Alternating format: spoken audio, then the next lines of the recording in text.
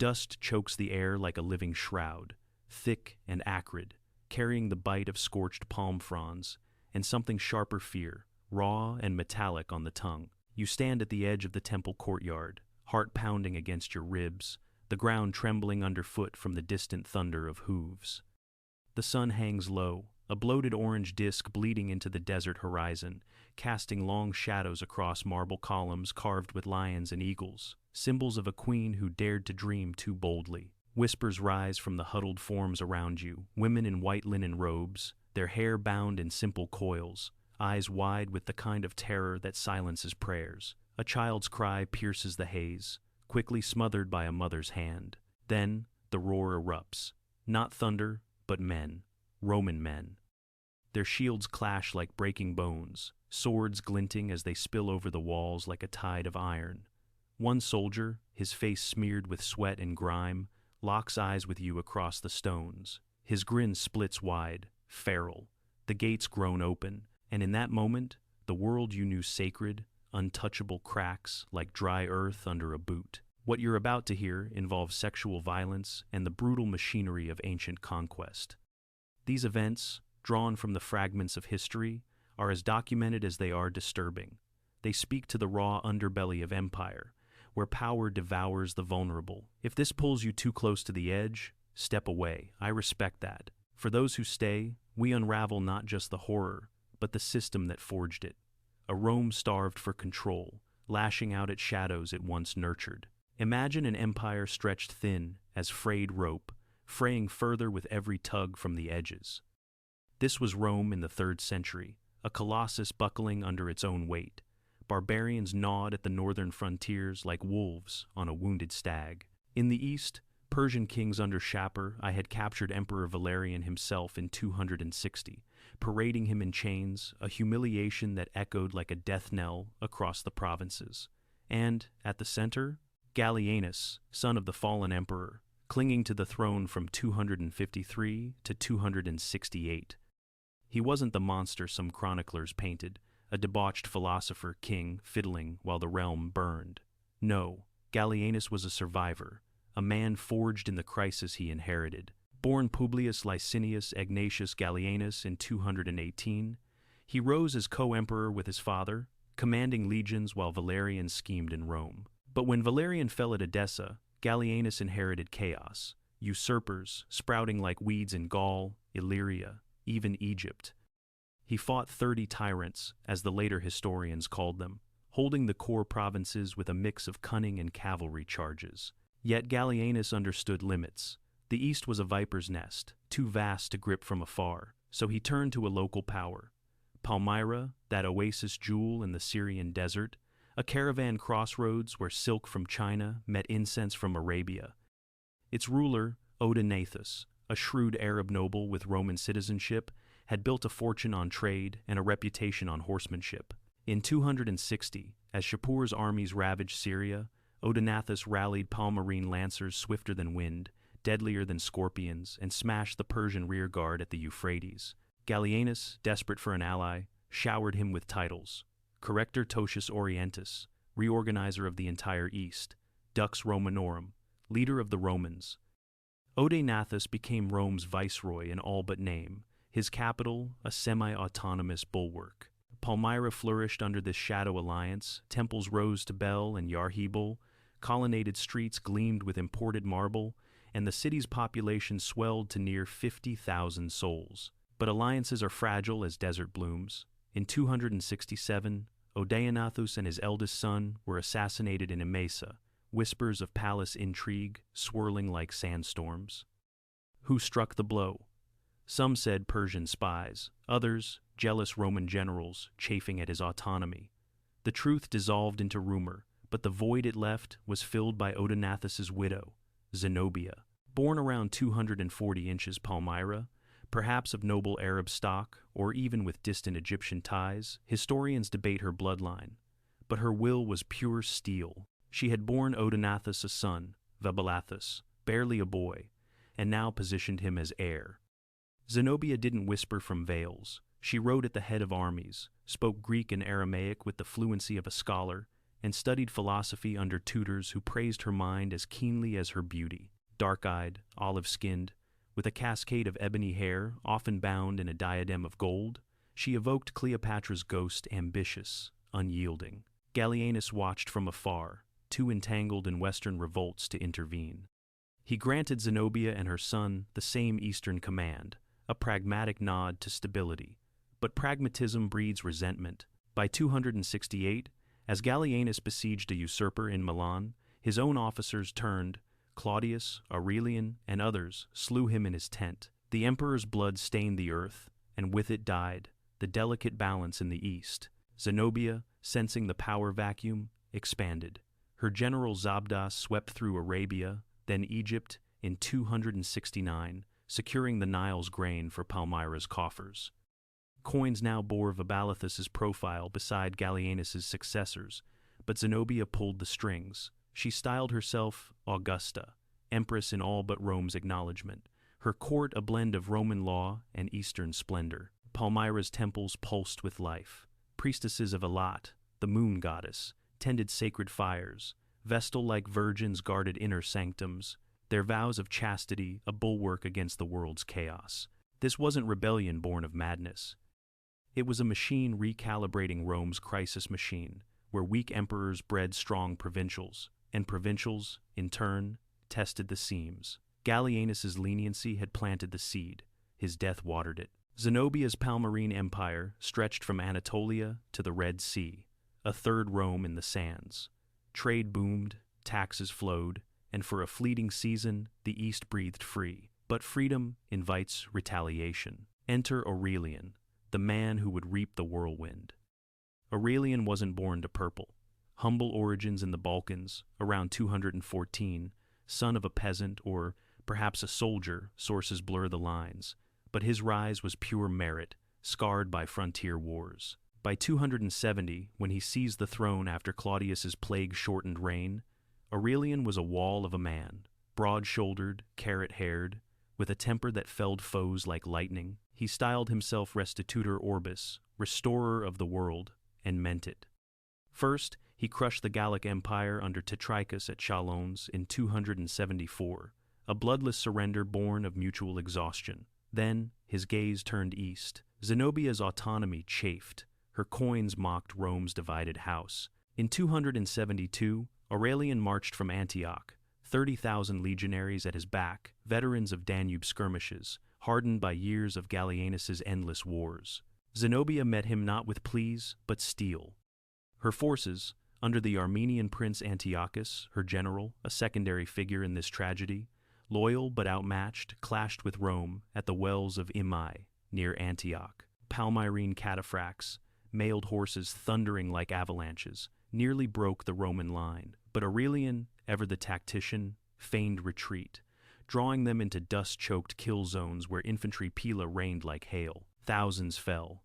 Antiochus barely escaped with his life. Zenobia fled to Palmyra, her golden chariot outpacing the pursuit. Emesa followed, its temples yielding without a fight. By summer's end, the queen's dream teetered, yet Palmyra endured, its walls a ribbon of stone amid endless dunes. Zenobia rallied, reinforcements from Persian fringes, fanatical levies sworn to Bel. She sent envoys suing for peace, offering tribute, even hostages. Aurelian refused. This was no mere border spat, it was the empire's spine straightening after Gallienus's bend. As autumn winds howled, Roman siege lines encircled the city, towers creaking with ballistae, trenches snaking like veins. Famine gnawed first, dates withered on vines, wells ran dry under relentless pumps, whispers spread in the markets. Rome's god, Sol Invictus, favored Aurelian. Palmyra's deities slumbered. In the heart of the city, amid the great temple of Bel, its ziggurat steps worn by centuries of pilgrims, stood Livia. She was 22, a temple virgin chosen at 14 for her unblemished devotion, her voice clear as a lyre in nightly chants. Born to a merchant family in the suburbs, Livia had entered service willingly, trading worldly veils for sacred white, her days filled with oil lamps and incantations to ward off desert spirits. She wasn't nobility, just a girl with steady hands for grinding incense and eyes that saw patterns in the stars. Before the siege, life hummed. processions under colonnades, laughter with fellow priestesses over shared meals of barley and figs.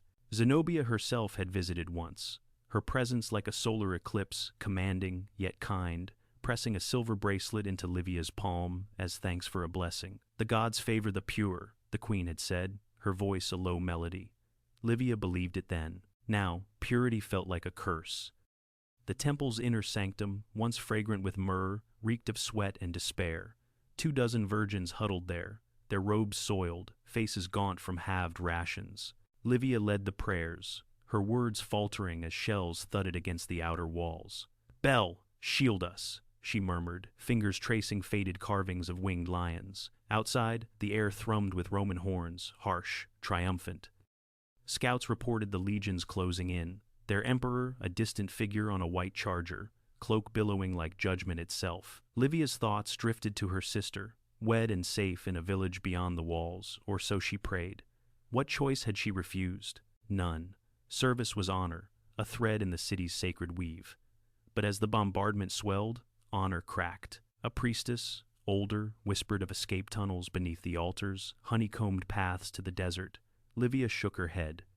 Flee and abandon the gods? The confrontation came at dawn, 3 weeks into the siege. Aurelian's engineers breached the aqueduct, flooding the lower quarters in a muddy torrent that swept away market stalls and the unwary. Chaos erupted. Civilians surged toward the temples, seeking sanctuary. Livia barred the doors, her arms trembling against the press of bodies. "Sanctuary holds," she cried, voice raw. But the Romans were relentless. Sappers tunneled under the ramparts, their picks echoing like heartbeats. By midday, the first breach yawned a jagged maw in the eastern wall, vomiting dust and screams. Legionaries poured through, shields locked in testudo, short swords thirsty for flesh. Palmyrene archers loosed volleys from rooftops, felling dozens, but the tide was unstoppable. Street by street, the defenders crumbled. Houses burned, their thatch roofs blooming into pyres that lit the dusk blood red. Livia watched from the temple steps as the line broke. A centurion, Marcus, a grizzled Illyrian with a scarred jaw and eyes like chipped flint, led the vanguard toward the sacred precinct. He was no zealot, just a soldier of 20 campaigns, promoted under Gallienus for holding a pass against Goths. Orders were clear: take the city intact if possible, but break resistance without mercy. Temples were off limits. Per ancient custom, gods didn't war with gods, yet custom bent under pressure. As Marcus's contubernium advanced, a knot of desperate fighters, merchants turned militia, barricaded the courtyard with overturned carts. Arrows whistled. A pilum skewered a defender mid-shout. The clash was brief, brutal. Swords hacked, men fell gurgling into the dust. Marcus wiped blood from his blade, chest heaving. His gaze fell on the temple doors, ajar now, spilling golden light. Inside, shadows moved white robes, like ghosts. The demand came sharp as a lash. "Yield the sanctuary." Marcus bellowed, his men fanning out, torches sputtering in the gloom. Livia stepped forward, flanked by her sisters, a makeshift line of defiance. "By Bel's grace, we harbor no arms. Leave this place holy." Her voice held, though fear coiled in her gut like smoke. Marcus laughed. Low and weary, he'd heard such pleas from Britannia to the Danube. "Holy? Your queen spat on Rome's holiness. Open the doors, girl, or we make them." Behind him, his soldiers shifted, eyes hungry after months on scorpion rations. The air thickened with the scent of unwashed leather and iron. Livia's hand tightened on the door's bronze ring, engraved with solar discs. Refusal burned in her throat. "The gods see all. Harm us, and shadows follow you home." Marcus paused, torchlight carving hollows in his face. For a heartbeat, something flickered: regret, exhaustion, then a shout from the rear. Reinforcements cresting the wall, eager for spoils. He nodded once. The doors gave way. What followed blurred into nightmare. A storm of hands and cries that the stars alone witnessed. The act itself, a violation of flesh and vow, unfolded in the sanctum's dim heart, where incense braziers still smoldered like dying hopes. Livia fought, nails raking, voice a shard of broken glass, but numbers overwhelmed. Marcus turned away, barking orders to secure the perimeter, his back a wall against the sounds that clawed the air. It wasn't about her, not truly. It was the machine grinding forward, soldiers unpaid, provinces rebellious, an emperor demanding swift reunion. One life, one body, mere cogs in the reclamation. When the sun clawed higher, the temple fell silent, save for ragged breaths and the drip of water from a cracked font. Word spread like fire through stubble. By evening, the city's elite senators, priests surrendered in the forum, heads bowed under Aurelian's watchful eye. Zenobia, ever the strategist, had slipped the noose days prior, galloping toward the Euphrates on a dromedary swift as wind, hoping to rally Persian aid. Captured near the river, she was chained in gold, fit for a queen, yet a prisoner still, and marched back to the smoldering gates. Livia, bruised and hollow-eyed, learned of it from a fleeing servant. The queen, unbowed, her chin lifted as if to the horizon. But this wasn't about queens or virgins alone. It was the system asserting itself. Rome's vast bureaucracy of blades and edicts reasserting the center over the rim. Gallienus's ghost lingered in the indulgence that allowed Zenobia's rise. Aurelian's hand now crushed it flat. Historians later debated the toll chronicles like Zosimus spoke of thousands slain in the sack, though numbers blurred in the retelling. Temples looted, not razed, virgins scattered, their sanctity a casualty of unchecked fury. One parallel echoes today. Modern sieges, where sacred spaces become flashpoints, bodies bargaining chips in the grind of geopolitics. Palmyra's fall wasn't isolated cruelty, it was the empire's accounting, balancing ledgers in blood. But that wasn't the worst part. As Aurelian's legions bedded down amid the ruins, foraging parties fanned into the suburbs, and the machine shifted gears not just conquest, but consolidation. Whispers from the front lines reached the emperor's tent.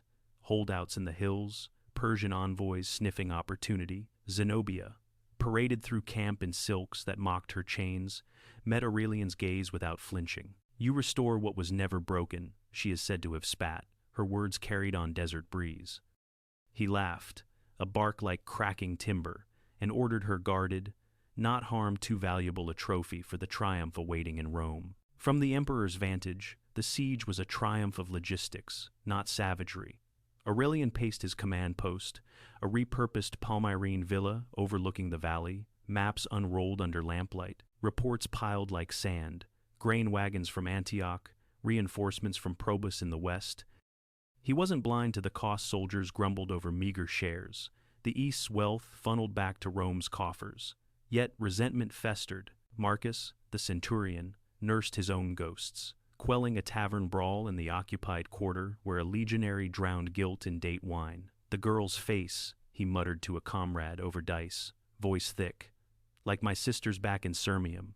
The friend clapped his shoulder, passed the jug. No judgment. War's wages were paid in silence. Perspective shifted eastward, to the witness, a merchant named Elias, a Greek trader who'd fled Emesa for Palmyra's markets. His wares amphorae of olive oil and bolts of Tyrian purple, now ash in the blaze. He crouched on a rooftop during the sack, heart slamming as Romans dragged families into alleys. Elias saw the temple doors splinter, heard the cries that clawed the night, but couldn't intervene a scribe's son, no warrior.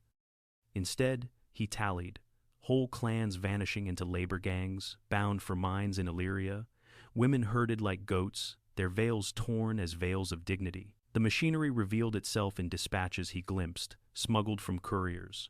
Aurelian's orders crisp, incentives clear, promotions for swift compliance, lashes for looting beyond quota. "Secure the silk routes," one read, penned in hasty Latin. "Tax the survivors, double."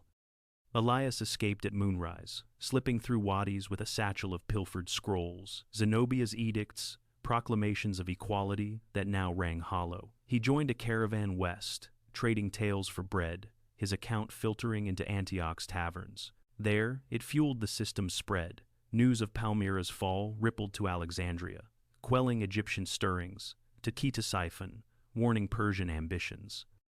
Numbers humanized the abstract, not 25,000 souls, but villages gutted, their date groves trampled, families halved, elders left to starve under edicts of relocation. One moment etched sharp, a survivor, a weaver's widow, clutching a child swaddling in the forum, bartered for a legionary's mercy. She refused, spitting defiance. They took her anyway. Elias turned away, bile rising. But amid the grind, a breather. Dawn over the Euphrates, where a Roman sentry shared bread with a Palmyrene boy, both laughing at a scorpion's dance. Irony, fleeting as dew beauty in the breach, a reminder that machines rust without oil of humanity. The escalation crested not in blood, but fracture. Word reached Aurelian of rebellion brewing in the city's underbelly, diehards loyal to Zenobia, smuggling arms from Bedouin kin. He unleashed the dogs, auxiliary cohorts, half-wild Gauls and Moors, given free rein on the outskirts. Reports flooded in, hamlets torched, herds slaughtered to deny the enemy. Elias, now a shadow in the hills, witnessed the pivot, a Roman supply train ambushed, its guards flayed alive as message. Aurelian's response was surgical, catapults repositioned, fireballs arcing like vengeful comets. The temple quarter, spared at first, buckled under secondary assault.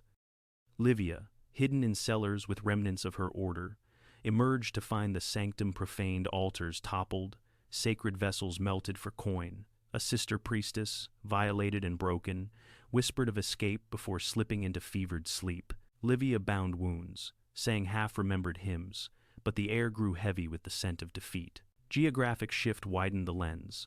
In distant Emesa, Zenobia's former seat, loyalists melted into the Orontes Valley, their flight scattering seeds of resistance.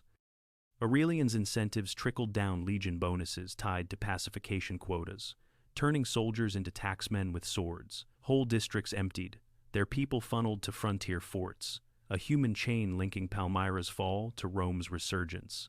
Breather again, Elias, trekking south, paused at a spring where date palms whispered in breeze, their fruit untouched by war's scythe. He ate slowly, juice dripping like tears, pondering the queen's gamble, a woman's audacity against empire's weight.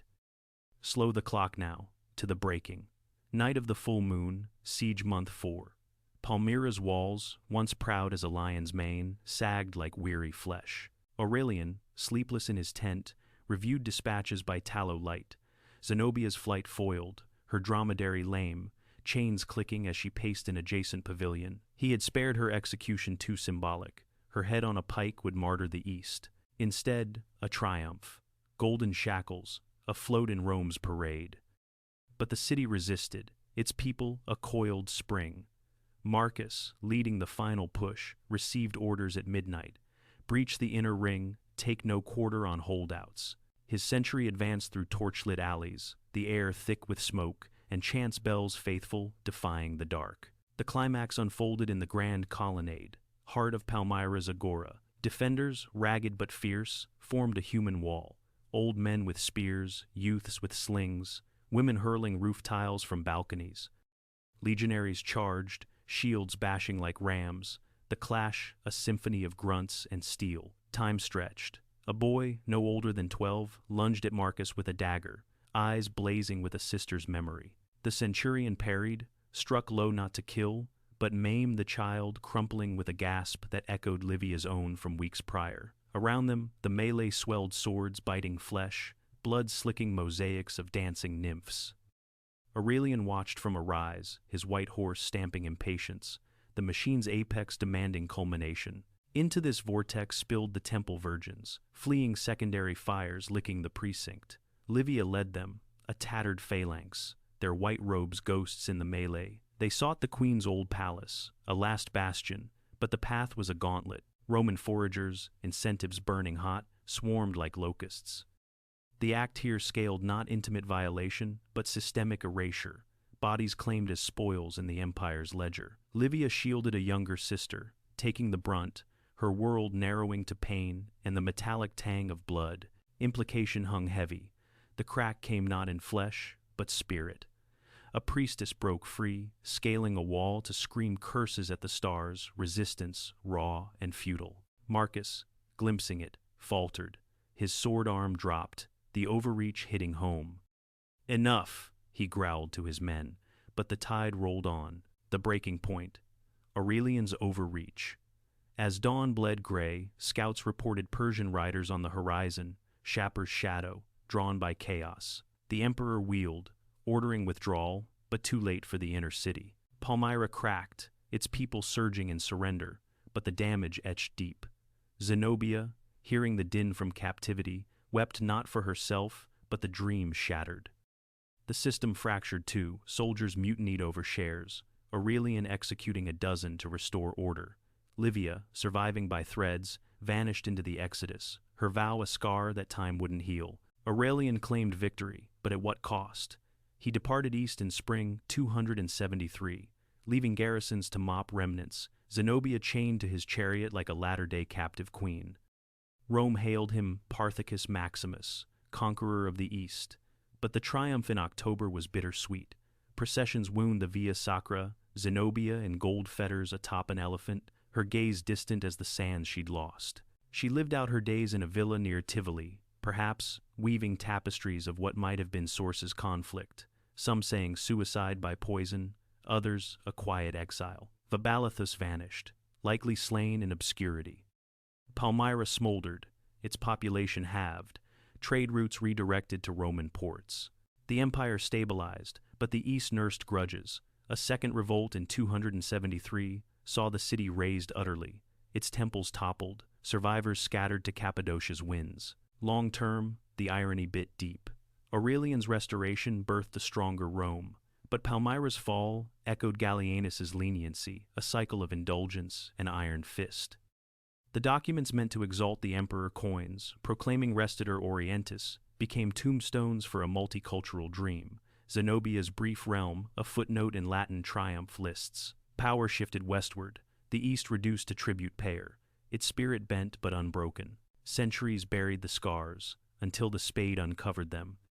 In 1920, a French archaeologist named Henri Seyrig, director of antiquities in Syria, a man with a mustache like a broom and eyes for lost grandeur, stumbled on Palmyra's necropolis, not the temples raised by Aurelian and later Vandals, but the hypogeum tombs, underground chambers carved with bas-reliefs of banquet halls, where elites dined eternal with carved kin. Inscriptions in Palmyrene Aramaic spoke of Zenobia's era traders invoking her name for safe passage, priestesses dedicating altars to Alat. Seyrig's team unearthed a stela fragment, a virgin's vow, etched in limestone, praising the queen's light before the fall. It proved the human pulse beneath the machine, women like Livia, their lives not footnotes, but foundations. Tangible as bone, these finds humanized the abstract.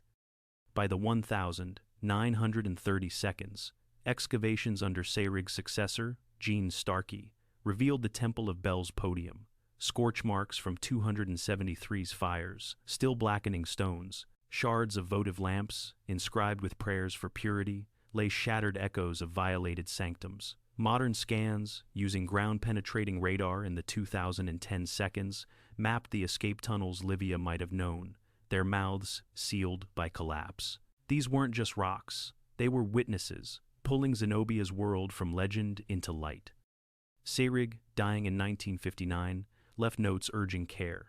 Palmyra teaches not glory, but fragility. His work, echoed in digs amid Syria's later wars, reminds us, empires rise on backs, fall on memories. Why does this matter now? One parallel grounds it, today's proxy wars, where distant capitals fund local machines, devouring the vulnerable in crossfire. Palmyra's sack mirrors sieges in Aleppo or Yemen's sacred sites, shelled, civilians as collateral, the international ledger blind to individual vows. It teaches power's anatomy, not madmen, but systems, where leniency like Gallienus's sows storms Aurelian's reap. Resistance, though, that's human nature's spark. Zenobia's ride, Livia's stand, Seyrig's spade. They endure because we remember, turning erasure to echo. Return to that courtyard, dust settling like a veil lifted. The columns stand, scarred but sentinel, under a sky vast as ambition. Livia's ghost lingers in the wind, her whisper a thread unbroken. The virgins were meant to vanish, their purity a casualty in empire's tally. But they didn't, etched in stone, sung in fragments, carried on breaths like yours, they survive in the stories we refuse to bury. And now they're here with you, because you chose to listen. If this tale stirred something, a question on Zenobia's unyielding fire, or the East's forgotten queens, drop it in the comments below. Your voice keeps these echoes alive.